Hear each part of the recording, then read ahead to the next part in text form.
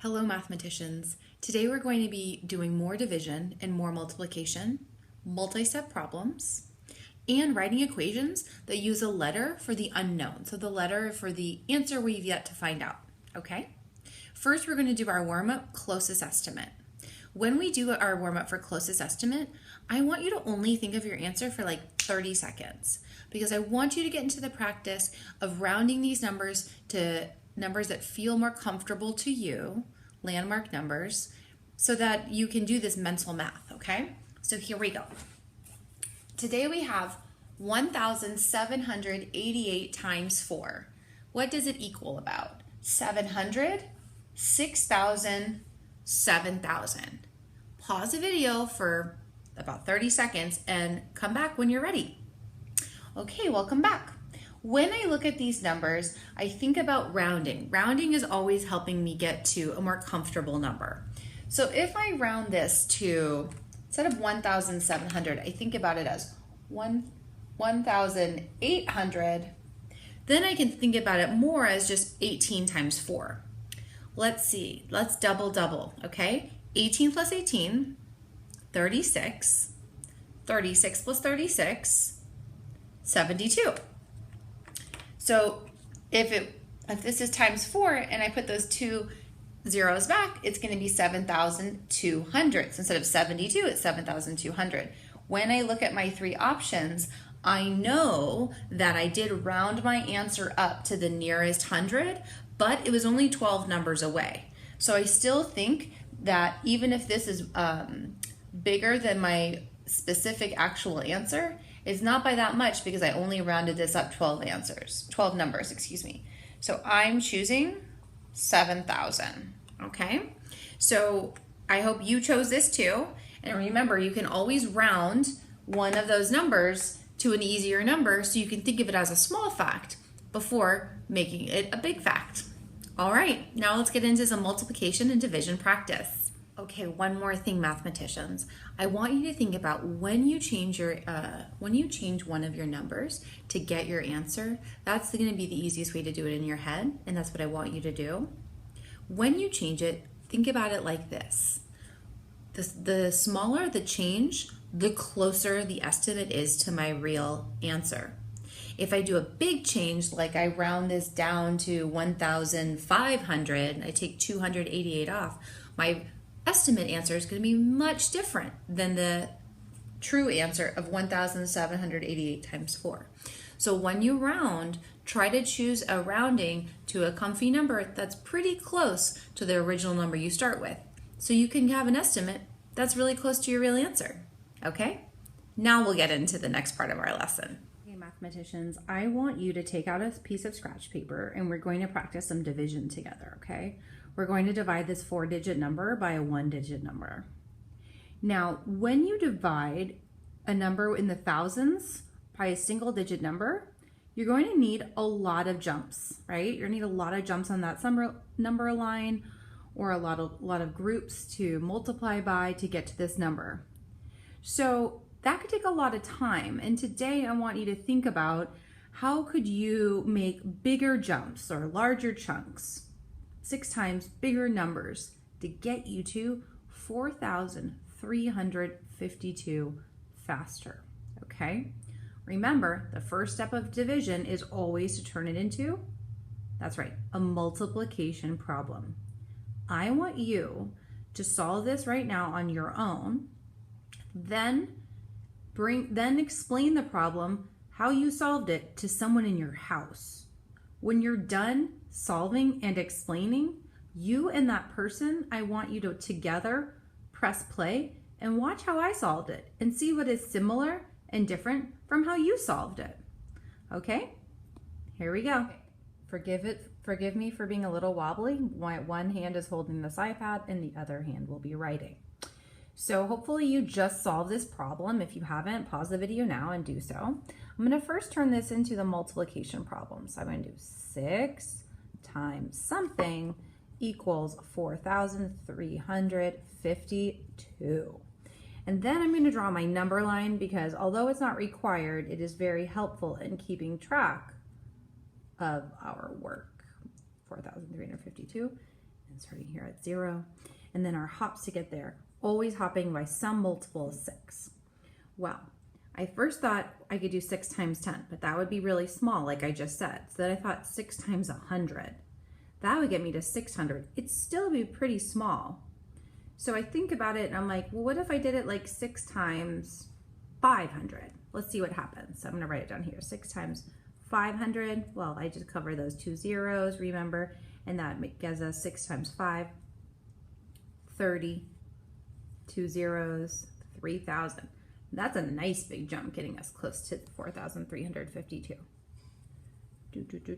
And if you didn't do that same starting jump, that's fine. It's really just about different ways to do the same thing, all of it being successful. So 6 times 500. Okay, we still have more to go. Now, I thought to myself, can I do this again? I hope you said no, because that would be another 3,000. I would go way past 4,352. So now I'm going to go a little smaller. Maybe I could do 6 times 100 from here. That would be 600. And so I'm going to go here. It's going to be 6 times 100. And then that's 600. 600 plus 3,000 is, I'm going to be at 3,600. I still have a bit more to go. I'm going to do that again. 6 times 100 again. I know that's already another 600. So I can think of it like this too, as like 36 plus 6 instead of 3,600 plus 600. I can eliminate the zeros on both of them. Well, 36 plus 6 is 42, so that would bring us to 4,200. Put those zeros back. 6 times 100. And it's good to sort of keep track, like how much more do I have to go? I got about 152 with 6. So I could do 6 times 20. I could do 6 times 25. Let's see, if there's 4 25s and 100, I think I'm gonna do that. 6 times 25, because I knew 6 times 20 was 120, and I have 152 to go, so I just made it a little bit bigger. 6 times 25 is 150. 150 plus 150 plus 200 would be 350, so it's going to bring me to 4,350. Now, if I'm at 4,350 and my goal is 4,352, I'm 2 away, but I need to go by hops of 6. So it's too small. So then I'm just going to do plus 2. Oh, I meant to do 6 times 25 plus 2. And that's going to be our remainder. Sorry, it's a little messy. So our remainder is 2. And now I'm going to total my hops. All of the numbers I times 6 by. So 500 plus 100, 600 plus another 700 plus 25, 725. I hope you got this answer of 725, remainder 2. That is what 4,352 divided by 6 is. It is 725, remainder 2. All right. I hope you can compare what your jumps were to what my jumps, and if maybe next time you had a lot of small jumps, how you could combine them to make them bigger. Okay, mathematicians, I'm now going to go over 2 things with you before you start your own book work today. The first thing I'm going to go over with you is when you're reading a story problem, how do you know when to do multiplication, and how do you know when to do division? How can you tell in the problem which action they're asking you to do? We're going to go over that now. The second thing we're going to go over is paying special attention to the directions to make sure you do everything that is asked of you. Because I'm noticing with my class that some students are not reading the directions carefully and then they forget an important part, like writing the equation with the letter as the unknown, okay? So we're gonna slow down today. Remember, that's what division requires, slow down so we can do the problem correctly and follow all the steps. All right, let's get into it. Please turn to page 495. We're going to do this independently today, but I want to go over the directions with you to make sure you do it correctly. Notice the title says solving multiplication and division problems. So one of these will be multiplication and the other will be division. Be careful to understand which one that is asking you to do. For each problem, first make a close estimate, then solve each problem and show your work. So you're going to write the equation, do the estimate like we've been doing in our warm-up, and then solve. Corey buys stickers in packages of 36 for his sticker collection. So when I do that, I imagine in my mind like a packet that has 36 stickers inside it. Last year, he bought 97 packages of stickers. How many stickers did he buy? So I circle my important information, 36 in the packages, and then 97 packages. So I can think to myself, one package has 36 and he bought 97. How many are in all? I hope you know that this problem is going to have a bigger answer than the numbers you see now.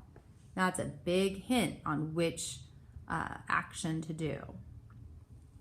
Down here, Tanya has 460 sports cards in her collection, which she keeps in a binder that holds 8 cards on a page. How many pages does she need? So she's got 460 cards. I'm going to circle that. 8 cards a page. So one group of 8, another group of 8, another group of 8. How many pages will she need for the 460 cards? So what I'm hearing is that they're being put in groups of 8. I hope that's a big hint to you in which, if it's multiplication or division. First, write your problem, do the estimate, then solve. Don't forget to write the unit, okay? Now with these multi-step problems, this is the other page you'll do today on 492. Turn to 492. It says for each problem, write an equation with a letter to stand for the unknown. So make sure you do that. Then solve, okay, and show your work. So I'll help you with the first one. An ice cream store sold 12 pints of chocolate ice cream and 16 pints of vanilla ice cream, okay? Key info, 12 of the chocolate, 16 of the vanilla pints. Remember, a pint, that's like the smallest container usually you buy of ice cream. Not the single use, but yeah, it's like the size of a cup, a little bit bigger than a cup. The store, well, it's 2 cups actually. The store sells ice cream in 1 cup containers. Okay, how many cups of ice cream did the ice cream store sell? So even though there are 12 pints, a pint, 1 pint equals 2 cups. There's 2 cups inside. Okay, like think of it, 2 cups, that's 1 pint. There's 12 pints of chocolate. There's 16 pints of vanilla, 28 pints altogether. But they don't want to know how many pints they sold. They want to know how many cups. So you have to go from pints to cups. So 1 pint is 2 cups. Then 2 pints would equal 4 cups. So if it were me, my equation would go like this. 12 plus 16, because that's all the pints together, right? Parentheses, because I want my mathematician to do this first. And whatever that number is, I'm going to have to times it by 2, because each pint makes 2 cups. And they want to know how many cups there were. So I'm going to do times 2 equals, I'm going to do equals I. I'm choosing the letter I because of ice cream. Remember, each one of these you need to do a letter for the unknown. So there's my equation. I know you can solve it from here. Make sure you do things like I did with a little picture to help you, the equation, and then you solve. Instead of doing this in my head, which I can do, I'm going to write it like here. This is 28 times 2 equals 20 plus 20 plus 8 plus 8, which equals 40 plus 16, which equals 56. But that is not my answer. Remember, it's 56 cups. Put the unit equals I.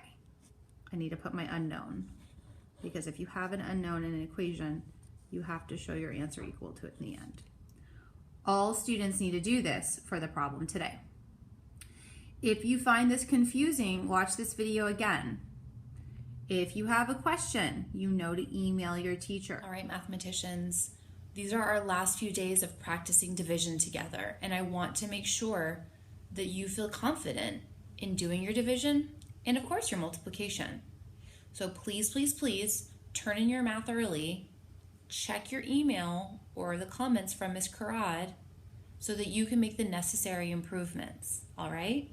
If we see that you're having a hard time, we are available anytime before 3 to have a Google Meet with you. So don't be afraid to ask, okay? Have a wonderful day.